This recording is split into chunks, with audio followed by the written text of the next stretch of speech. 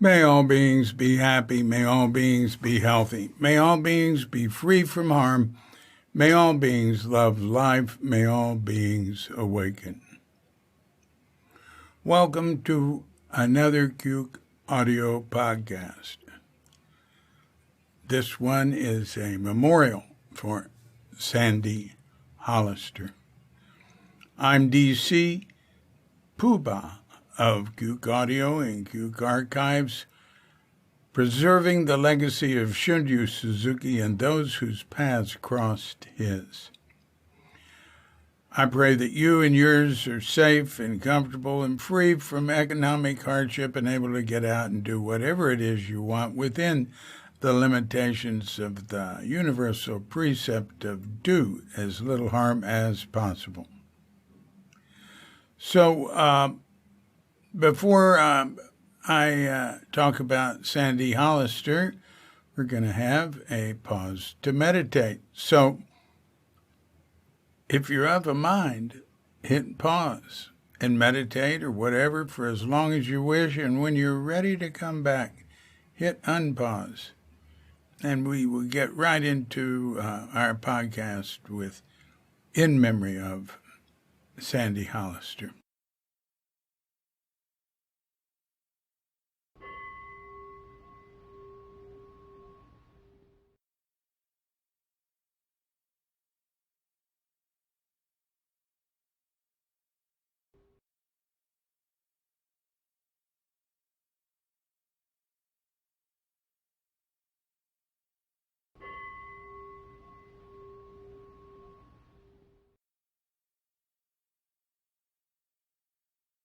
So what I posted was on May 7th, 2021, just learned that exactly a month ago, Sandy Hollister died of cancer. Sandy was a friend in the early Zen Center and a student of Shunryu Suzuki. Sandy began sitting at the San Francisco Zen Center at Sokoji in 1967 and later got involved with Gango Akiba and Yoshi and the Oakland Zen Center. I think I knew Sandy before she started sitting there because she lived in the neighborhood.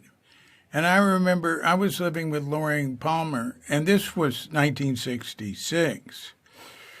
And I know she didn't start sitting till the fall of 67, because you'll hear it when I read from her interview. But there was an astrologer named Gavin Arthur next door, or a few doors down, where we lived on Buchanan, in these lovely, wonderful old wooden apartments. They were so neat. Anyway, Sandy went over and saw Gavin, and I'd known her. I already knew her just from the neighborhood. And she was very upset with what he told her. He said, he said it would be impossible for her to get enlightened. And, Gavin he was very, very well-known astrologer. And he was, I went to a party at his place. That's where I first met Alan Watts. And I was new to San Francisco. And I go to a party next door, and there's Alan Watts and Jano, his wife, and Sufi Sam, and, Gary Snyder went over there, various people. Anyway, but Gavin, what I experienced with Gavin on a more day-to-day basis was, he was gay, and he had a coterie, or whatever you'd say, of young men there that were looking up to him. I have this image of him speaking to him, about a half dozen guys sitting in front of him. And I remember he was mad at one guy because of I don't know, maybe it was a lover's quarrel or something. And he called the cops on him, ratted on him, said he had marijuana, got the guy arrested. Anyway, so with that and with him telling Sandy she couldn't get enlightened because she had a chart, this, and that, she was very upset. So I took her over next door to Zen Center to, what was his name? And he was a protege of Gavin's, but he was the opposite. Simon? Oh, God. I'll think of his name at some point. And he was a nicest guy. And he said, oh, well, I said, no. There's nobody that can't get in line. This just says you have some, you have these things to deal with here. And, but you are capable of dealing with them, more like that. What was his name? Maybe Simon. Anyway, he was a really nice guy. When my mother and sister came to San Francisco in '68, I took them over to get charts done by him and a meeting. It was really nice meeting. It was always pleasant being with him. Anyway, and then I saw Sandy at, then she was at Tassajara later when I was at Tassajara, and she came and was a student there. And here I have a picture of her on her page on Cuke.com making a Roxu. And that's Fran Keller in the background. Anyway, there was an alumni reunion, an alumni retreat in April of 2012. That's just a year and a half before we came here to Bali. And I interviewed her then. I interviewed a few people. And I remember I drove her back to, that was at Tassajara. It was a Tassajara retreat for an alumni retreat. I don't know what the qualifications were, but the place was full of us, full with us. And I drove her back to Oakland or Berkeley to her apartment or her house. And what I had recorded with, maybe it was with her phone, because I didn't have a phone like that then. Yeah, I did. All right, it was with my phone. And I didn't know what to do with, how to get it off or something like that. And so she took care of that, and she transcribed the, at least her own interview. So I'm going to read from it now. And I had some exchanges with her later, now and then, but not for a while. I'm funny. I was just thinking of her recently, and thought about getting hold of her about doing a podcast. So, Sandy, here's your podcast. So she says, the first I heard about Suzuki Roshi was from Ruth Bossieux, Bossieux, my friend and housemate in a flat on Bush Street about half a block from Sokoji.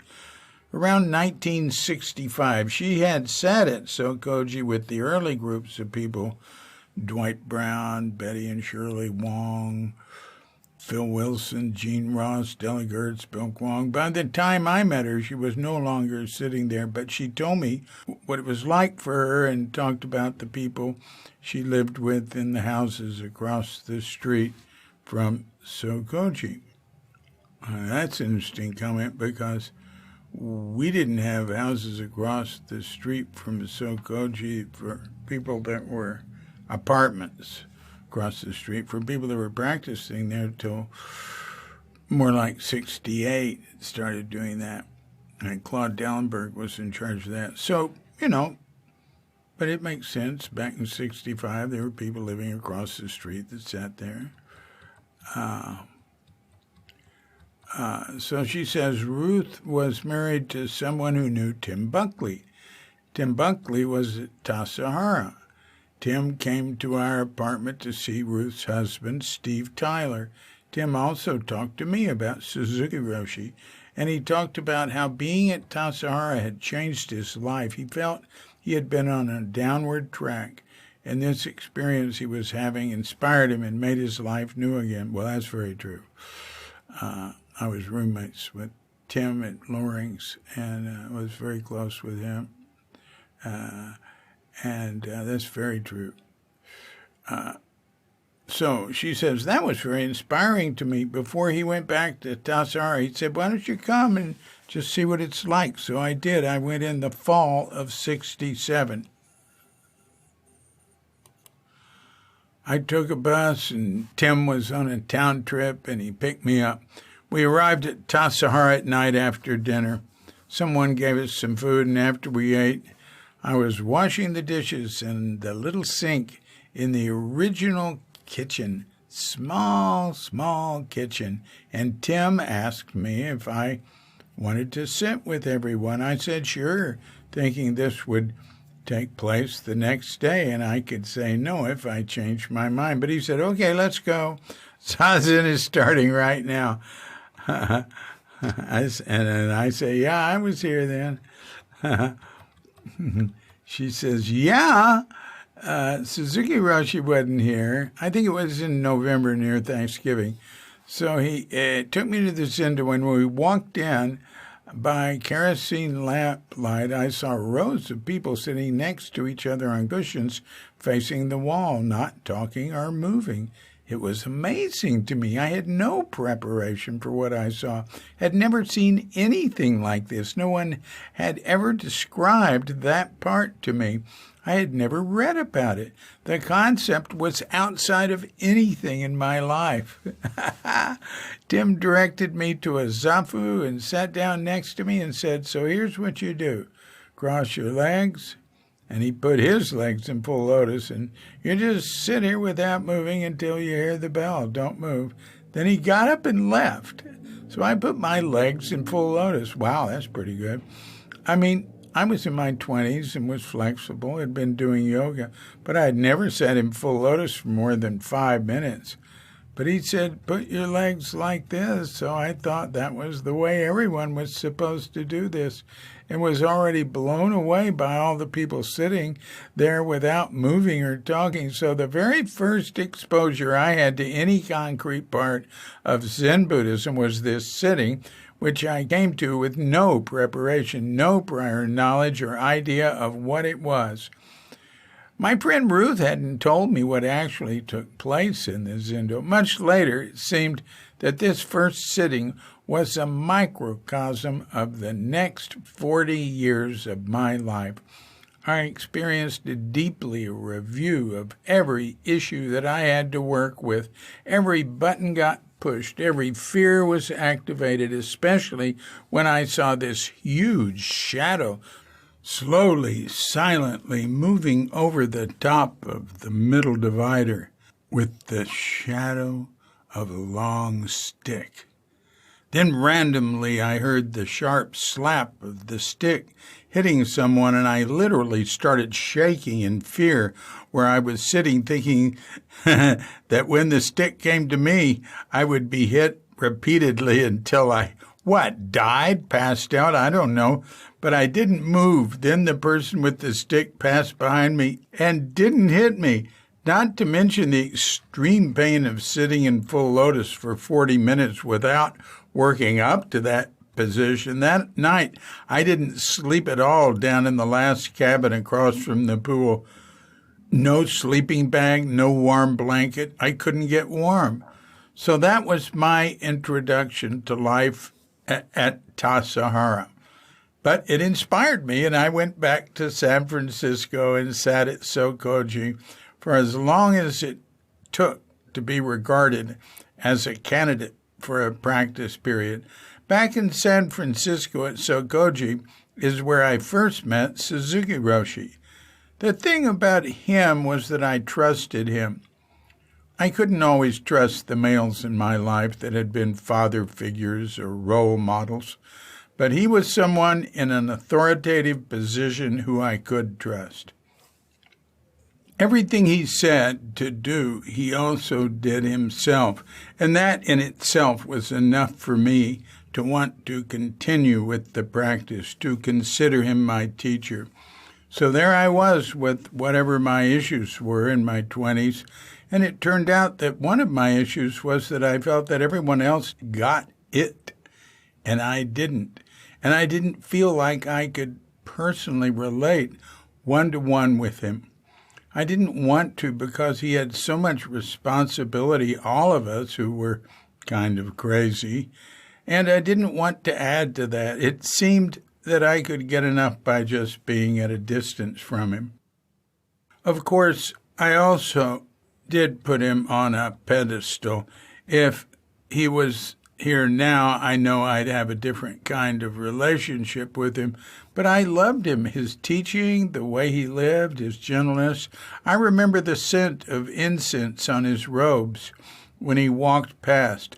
The first time I had Doksan was at Sokoji's during a sesshin. Again, I knew nothing about what it was, what the form was, and I was so nervous that I didn't understand the instructions about what to do when I entered the room for Doksan. So when I went into the room, I did everything wrong, but thought I was doing it right.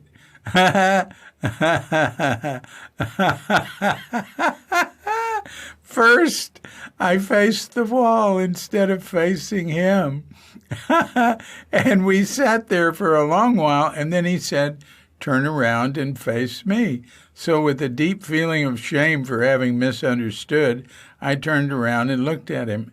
He was sitting on a raised platform, and there was a light coming through the window, and when I looked at him, he looked so tired, and I just started crying for his tiredness, for his huge responsibility, or at least that was my projection on him, and that was my Doksan, just crying.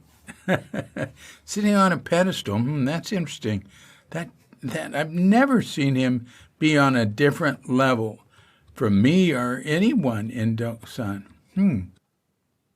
So that's what I did at that time. I worked my life so that I could be around him at Sokoji or Tassajara for the next few years. I had a job, but I would take off for 3 months so I could come here for a practice period, which I did twice. At that time, I liked observing the Japanese priests who assisted Suzuki Roshi, Katagiri Roshi, and Kobun Chino for clues about Zen and what we were doing. To me, the whole mystery of the practice and the foreignness of it seemed imbued with and intertwined with the culture of Japan. I somehow had this idea that if I could understand the culture that this particular kind of Buddhism came from, I could understand it better. It is in quotes there. I guess she means the goal of it all. DC comment? That was an est thing to say, have you gotten it yet? Or something like that. I mean, I've heard, I never did est. My interest and fascination of it did not come from reading about it or discussing it. In fact, the direction of my life at that time felt like it was out of control, so the grounding and focus that the practice gave me turned that around.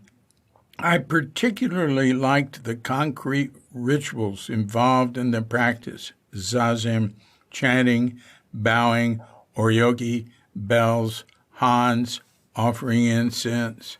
So I asked, did you have any prior inclination, or have you ever run into anything that interested you like meditation? No. My interests were mostly in music. I was drawn to music of India, flamenco, Arabic music, Appalachian music, Greek music. Also palmistry, astrology, tarot, I Ching, and I practiced yoga with Shivananda in San Francisco until he moved to Canada. But Zen Buddhism was not something I knew anything about. But if you were talking about the pursuit of the spiritual, yes, that was always there in my life. So what was that? What were you raised with? I was raised with nothing. My parents were Catholic, and they were excommunicated. They were excommunicated because they didn't get married in the church. And I say, no kidding? I thought that was really wild. Once I knew what that meant, because they were so harmless. It seemed so strange. And I said, wow, I never heard of that. So where'd you come from? Milwaukee. So my parents didn't say or do anything about any religion or any belief system. It was just a big blank. And I say, so when do you remember that you started thinking about it? Between around 6 and 11 years. I lived in a housing project during the war that was built for low-income families of servicemen.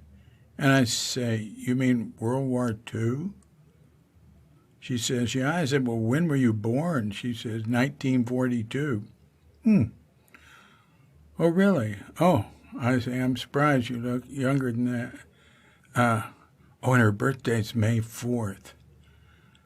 So she died almost a month before her 89th birthday, I think. No, I mean 79th birthday. And I'd say here, oh, you've got 7 days till your birthday. She said, so there were a lot of kids living there, and I interacted with them every day. Well, almost all of them went to some church or the other with their families, and my parents didn't. So I attached myself to them and asked if I could go to church with this family or that family in turn. I wanted to know what that was all about. It was a mystery. So I tried a lot of churches because I was seeking something that was missing for me. And I say, at what age? You were trying out churches? Probably about 6 or 7. I didn't think of it that way. You would say, Mommy, can I go to church with so-and-so? And she said, yeah, something like that. The first one was a Baptist church. There was a hidden waist-high water container in back of the altar, and all I could see was the top part of someone walking. You could hear the water sloshing around, and then the minister would immerse the person backwards, and they would disappear and then reappear dripping water. They wanted me to join the church, but when I asked if I would have to do that, they said yes. I gave them back the Bible they'd given me and said, sorry, I can't do that. So ever since, I remember there was something that I was seeking that wasn't available in everyday life, something spiritual. Oh, and then now here I tell her about her being upset by Gavin and going to see Simeon Nash. And she says, so anyway, I bring that all up. And she says, yes, I still remember some of the things Gavin Arthur said that were so scary and ominous. She says, he really didn't like women. I'm cutting out my comments here. I said, well, let's go back to the way-seeking mind. Did you do anything in high school around that? She said, not really. I just always had the feeling that there was something more, something beyond every day, but not going to church. Went to San Francisco, stayed a while. But I was trying to major in music without a music background. It didn't work out. She says, I came to California in '62 with the woman I met in Milwaukee who was coming to UC Berkeley to get her master's degree in art. And after we came here, she met Jenny Baker, and Jenny was coming to Tassajara to do the inventory after Zen Center bought it. That's how I first came to Tassajara. I went with her and Jenny to Tassajara to do the kitchen inventory. I remember that, IDC, remember that. I say, yeah, I worked with Jenny because I'm the one who bought things for the dining room. Jenny selected the plates and the silverware and this and that. But I go out and buy it. She was sort of the interior decorator, and I was the one doing the work.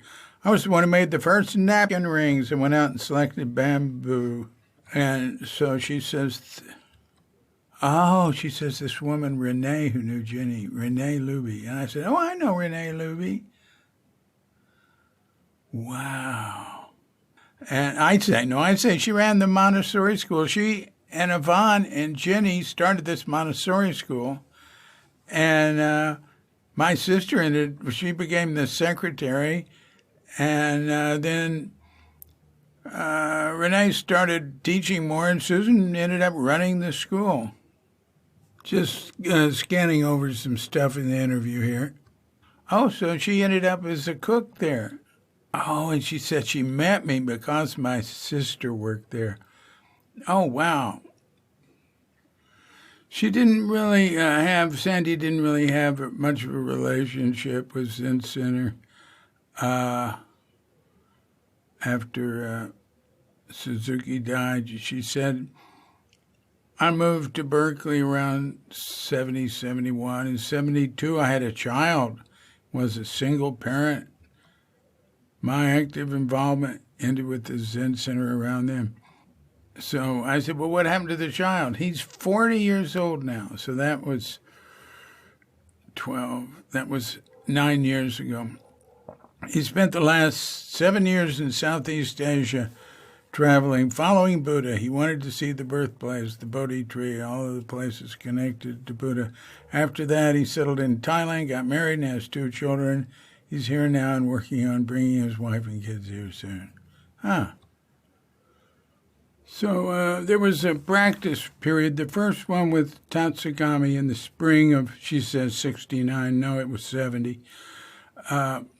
Was just starting, and I wanted to go to it, but I was told to interview with Suzuki Roshi since it was too late to register. So I met with him, and he was very gracious and served tea and gave me a small wooden bench to sit on. I told him why I was consulting with him and said that I wanted to go to Tassar to have something hard to throw myself into because of missing Amber. He said if you want to do something difficult, the hardest thing would be to stay right where you are. He was right, of course, but he approved my application anyway. I was allowed to go to Tassar again. That was my second practice period. And I asked her, well, do you have any involvement now with any practice or group? And she says, well, I sat at the Berkeley Zen Center for a while. In the early 80s, I heard from a client of mine about Ekai Korematsu, who was the priest at a small family zendo in Oakland in the attic of the home of Yoshi and Kaz, the owners of Yoshi's restaurant. So I started sitting there and served as treasurer there for over 30 years until about 2 years ago. Around 1987, Gengo Akiba became the resident priest. A couple of years later, they moved a few blocks away, and they were married. Yoshi and Gengo Akiba married, and eventually built a small Japanese temple on the property in Oakland. Yeah, it's beautiful. I still practice there. That's very interesting, I say. I've never interviewed anyone who said anything about Yoshi's Zendo. I've sat there and visited Yoshi and Gengo a few times. It always seemed like a private Zendo to me. They didn't really, at that time, seem to want people to know about it. I don't know. So, she says, I had a dream early in the morning about the time that Suzuki Roshi was dying. I was living for a short time in Oregon and didn't know that Roshi was dying. In the dream, Suzuki Roshi was at Sokoji downstairs in the part of the temple reserved for the Japanese congregation. He was zooming down one of the aisles toward the altar, and his feet weren't touching the ground.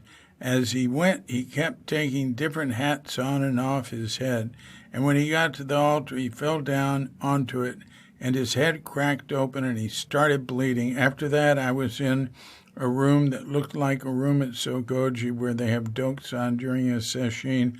I was standing below a raised platform where Mrs. Suzuki and Suzuki Roshi were sitting side by side. Okusan shook her finger at me and said, now you have to take care of him. Later, when I found out he died at that same time, it didn't surprise me because he had such a profound effect on so many lives.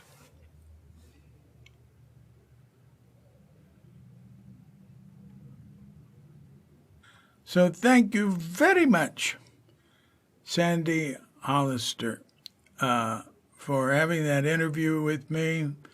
And Gyate, Gyate, Hara Gyate, Harasam Gyate, Bodhi Svaha. This has been a Cuke Audio podcast. I'm DC Poobah of Cuke Audio and Cuke Archives, coming to you from sleepy Sanur with Doggett Bandita, Feline Cuchita, and dear lovely Katrinka. And we're wishing you and yours and all of us a grand awakening.